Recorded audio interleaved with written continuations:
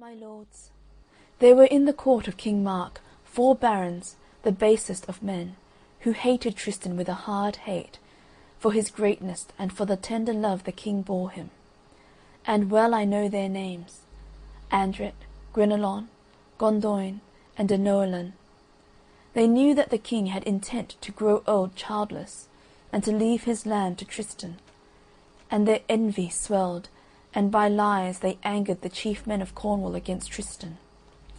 They said, "There have been too many marvels in this man's life.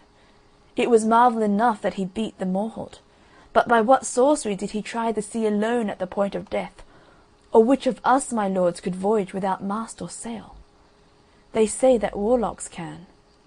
It was sure a warlock feat, and that is a warlock harp of his pours poison daily into the king's heart. See how he has bent that heart by power and chain of sorcery. He will be king yet, my lords, and you will hold your lands of a wizard." They brought over the greater part of the barons, and these pressed King Mark to take to wife some king's daughter who should give him an heir, or else they threatened to return each man into his keep and wage him war. But the king turned against them, and saw in his heart that so long as his dear nephew lived, no king's daughter should come to his bed. Then in his turn did Tristan, in his shame to be thought to serve for hire, threatened that if the king did not yield to his barons, he would himself go over sea, serve some great king. At this, King Mark made a term with his barons, and gave them 40 days to hear his decision. On the appointed day he waited alone in his chamber and sadly mused. "Where shall I find a king's daughter so fair and yet so distant that I may feign to wish her my wife?" Just then by his window that looked upon the sea 2 building swallows came in quarrelling together.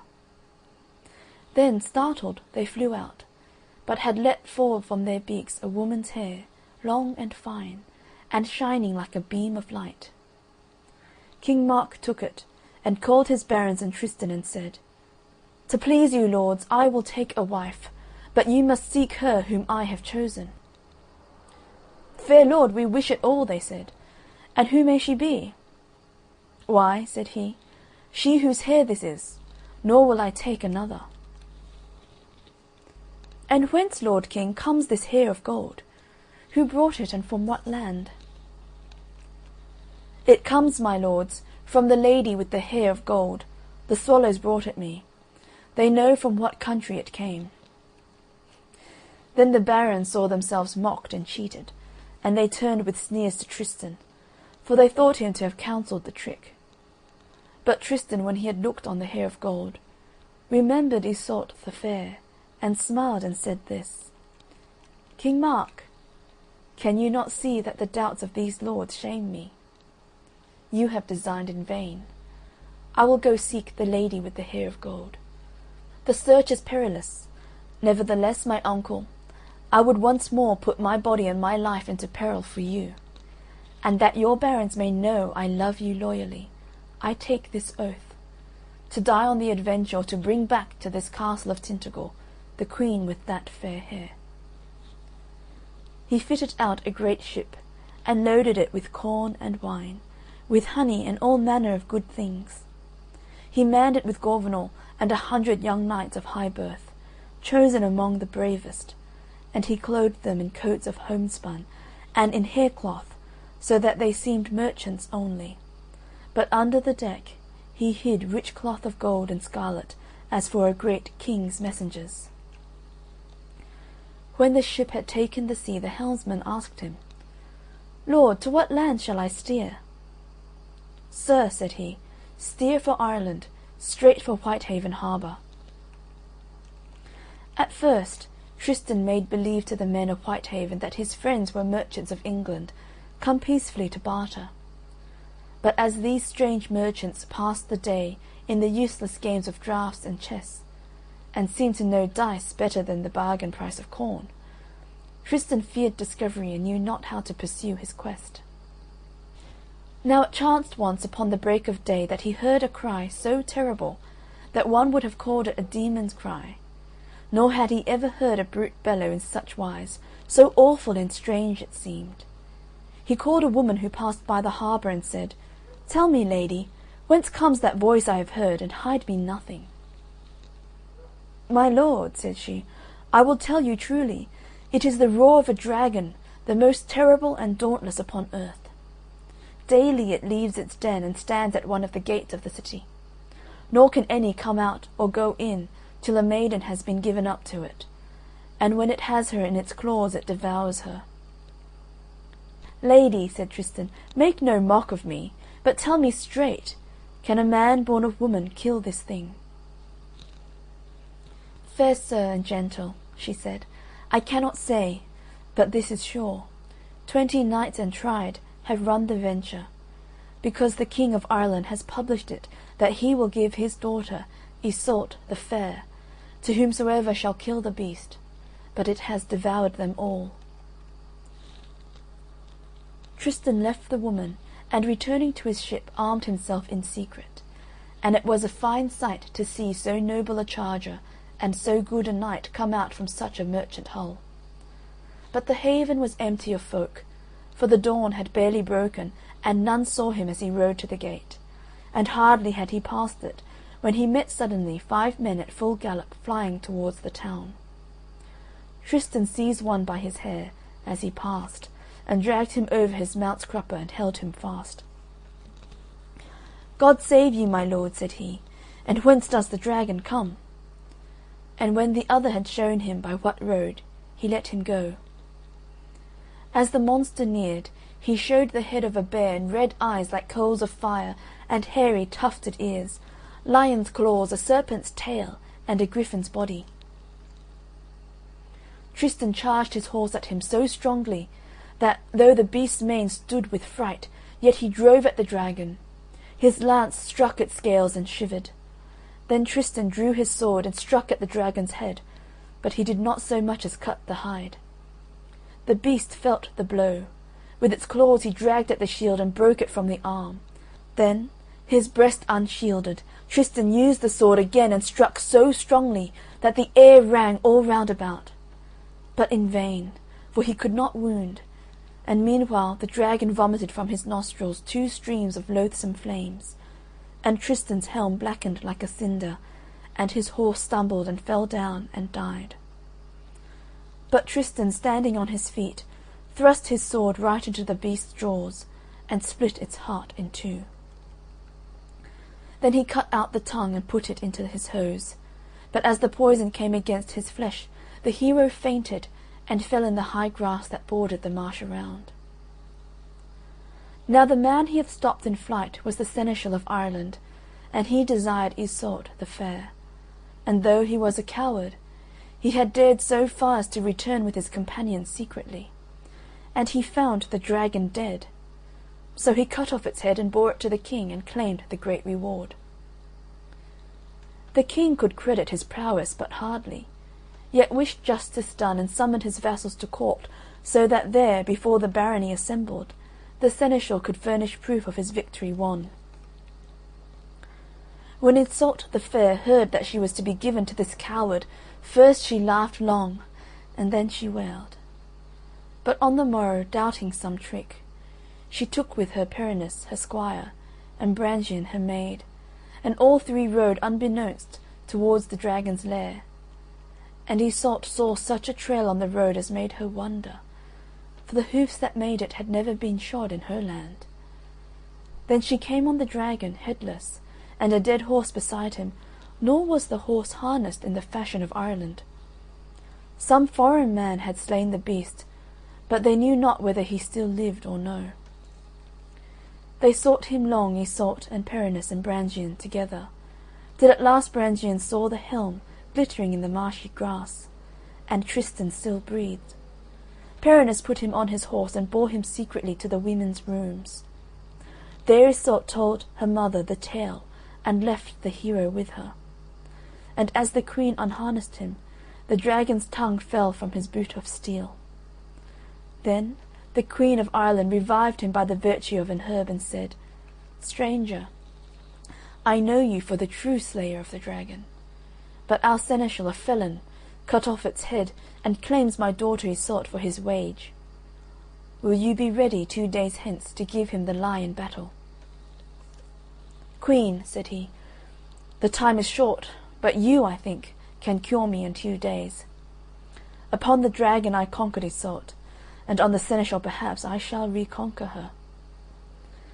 Then the king brewed him strong brews, and on the morrow Iseult the Fair got him ready a bath, and anointed him with the balm her mother had conjured. And as he looked at her he thought, "So I have found the Queen of the Hair of Gold," and he smiled as he thought it. But Iseult, noting it, thought, "Why does he smile? Or what have I neglected of the things due to a guest? He smiles to think I have forgotten to burnish his armour." She went and drew the sword from its rich sheath, but when she saw the splinter gone, and the gap in the edge, she thought of the Morholt's head. She balanced a moment in doubt. Then she went to where she kept the steel she had found in the skull, and she put it to the sword, and it fitted so that the join was hardly seen. She ran to where Tristan lay wounded, and with the sword above him she cried, "You are that Tristan of the Lyonesse, who killed the Morholt, my mother's brother, and now you shall die in your turn." Tristan strained toward the blow, but he was too weak. His wit, however, stood firm in spite of evil, and he said, "So be it, let me die. But to save yourself long memories, listen a while. King's daughter, my life is not only in your power, but is yours by right. My life is yours because you have twice returned it to me. Once long ago, for I was the wounded harper whom you healed of the poison of the Morholt shaft. Nor repent the healing. Were not these wounds had in fair fight? Did I kill the Morholt by treason? Had he not defied me, and was I not held to the defence of my body? And now this second time also you have saved me. It was for you I fought the beast. But let us leave these things. I would but show you how my life is your own. Then if you kill me of right for the glory of it, you may ponder for long years, praising yourself that you killed a wounded guest who had wagered his life in your gaining." Iseult replied, "I hear strange words. Why should he that killed the Morholt seek me also his niece?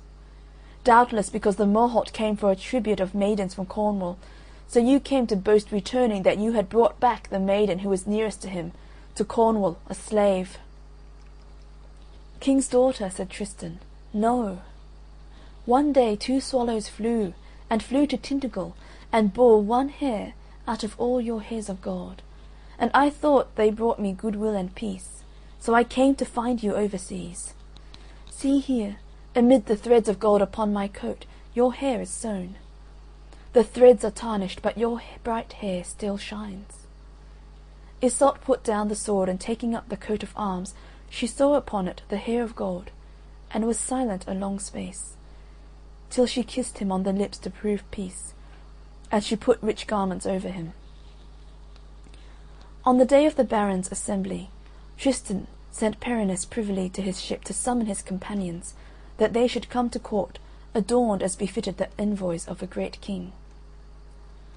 One by one the 100 knights passed into the hall, where all the barons of Ireland stood. They entered in silence, and sat all in rank together. On their scarlet and purple the gems gleamed. When the king had taken his throne, the seneschal arose to prove by witness and by arms that he had slain the dragon, and that so Iseult was won. Then Iseult bowed to her father and said, "King, I have here a man who challenges your seneschal for lies and felony. Promise that you will pardon this man all his past deeds, who stands to prove that he and none other slew the dragon, and grant him forgiveness and your peace." The king said, "I grant it." But Iseult said, "Father, first give me the kiss of peace and forgiveness, as a sign that you will give him the same." Then she found Tristan and led him before the barony, and as he came the 100 knights rose all together, and crossed their arms upon their breasts and bowed, so the Irish knew that he was their lord. But among the Irish many knew him again and cried, "Tristan of Lyonesse, that slew the Morholt!" They drew their swords and clamoured for death, but Iseult cried, King, kiss this man upon the lips as your oath was." And the king kissed him, and the clamour fell. Then Tristan showed the dragon's tongue, and offered the seneschal battle. But the seneschal looked at his face and dared not. Then Tristan said, "My lords, you have said it, and it is truth. I killed the Morholt. But I crossed the sea to offer you a good blood fine, to ransom that deed and get me quit of it. I put my body in peril of death, and rid you of the beast, and have so conquered Iseult the fair. And having conquered her, I will bear her away on my ship. But that these lands of Cornwall and Ireland may know no more hatred, but love only, learn that King Mark, my lord, will marry her. Here stand 100 knights of high name, all who will swear with me an oath upon the relics of the holy saints, that King Mark sends you by their embassy offer of peace and of brotherhood and goodwill, and that he would by your courtesy hold Iseult as his honoured wife, and that he would have all the men of Cornwall serve her as their queen." When the lords of Ireland heard this, they acclaimed it, and the king also was content. Then, since that treaty and alliance was to be made, the king her father took Iseult by the hand, and asked of Tristan that he should take an oath, to wit, that he would lead her loyally to his lord. And Tristan took that oath, and swore it before the knights and the barony of Ireland assembled. Then the king put Iseult's right hand into Tristan's right hand, and Tristan held it for a space, in token of seizing for the king of Cornwall. So for the love of King Mark did Tristan conquer the queen of the hair of gold. End of The Quest of the Lady with the Hair of Gold.